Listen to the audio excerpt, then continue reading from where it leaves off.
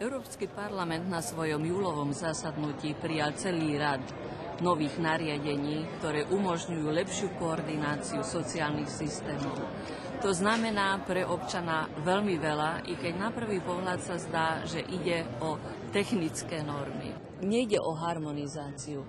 Ide o riešenie technických problémov, ktoré umožňujú, aby sa spočítavali nároky na dôchodok, aby tie dávky, napríklad rodinné dávky, napríklad podpora v nezamestnanosti, mohli byť vyplácané aj v inom členskom štáte, aby náklady na liečenie, aby nemocenské boli vyplácané aj v inom členskom štáte, pokiaľ na to občan má nárok.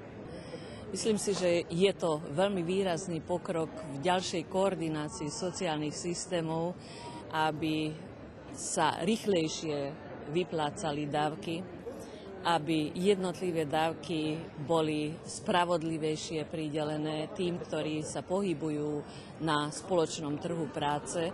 Boli poskytnuté aj tým, ktorí sú občanmi tretích krajín. A vďaka modernizácii celého systému, keďže prechádza sa na elektronickú výmenu informácií, nebude potrebné tak dlho čakať na jednotlivé dávky, na ktoré občan má právo.